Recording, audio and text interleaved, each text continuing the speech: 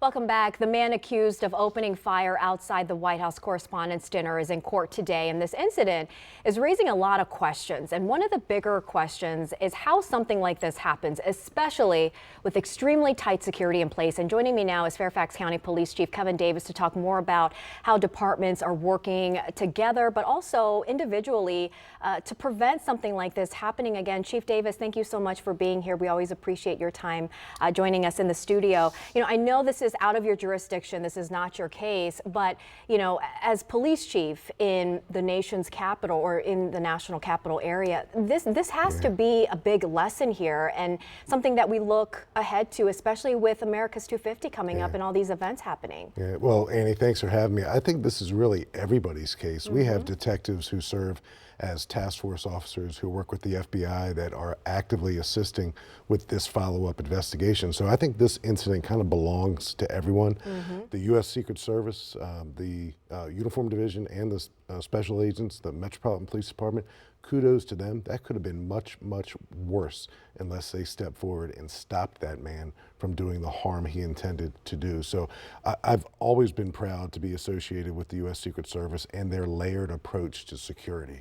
I think it's modeled around the world. They do a great job with it. But what do you do when someone has the will and the audacity to literally sprint past security to do harm to other people? And that's where you see these special agents and Uniform Division officers with the Secret Service. They put themselves in harm's way. I imagine there was a crossfire that they had to consider when they were apprehending him. Where in the Washington Hilton is obviously a working hotel, so I think that'll— a lot of history. A lot of history. I remember where I was when my dad picked me up from school when President Reagan was shot at this same place. So U.S. Secret Service does it better than anyone. MPD does it better than anyone.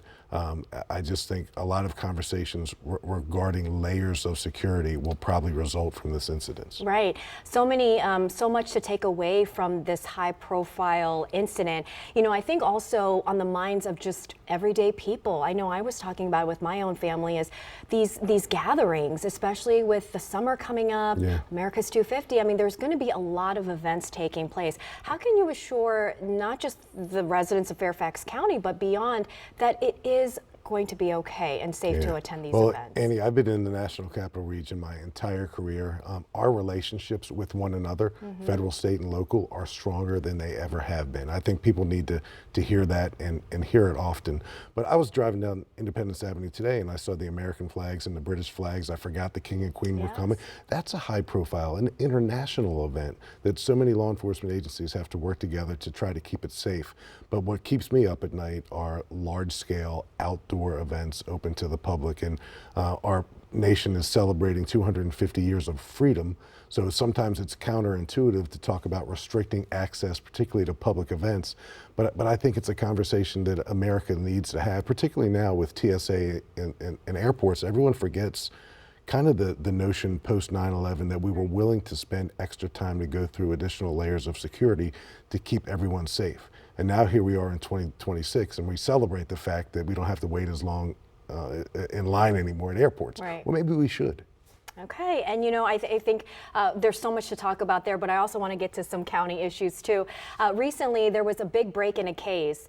The serial nude burglary suspect, a really unique case, but also the way that it was, you know, the big break was unique in itself. I mean, using drone technology. Are we going to see more of this in play with the county? Yeah, well, Annie, we had a big news conference on Friday with our vendor, Skydio. They are the emerging technology with drone as first responder programs, not just in this area, but across the country.